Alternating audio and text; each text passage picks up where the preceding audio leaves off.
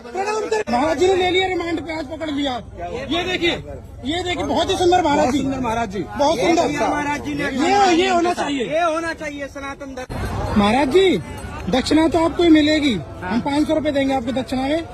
इधर रुकिए, थोड़ा सा चेहरा इधर देखिए, भगिए मत, बता रहे भगिए मत, इधर देखिए, इधर तो देखिए। आशीर्वाद है। भग क्यों रहे हो, भग क्यों रहे हो, बताओ आप, नाम क्या है आपका? आशीर्वाद है। हम आशीर्वाद दे रहे हैं, हम आशीर्वाद ही तो ले रहे हैं। दक्षिणा आप ले नहीं रहे हो। इधर रुकिए थोड़ा सा, नाम क्या आपका? अरे आप तुम्हारी शकल से लग रहा तुम हमारे सनातनी नहीं हो। डर क्यों रहे हो? अरे भाग क्यों रहे हो? इधर आओ, इधर आओ।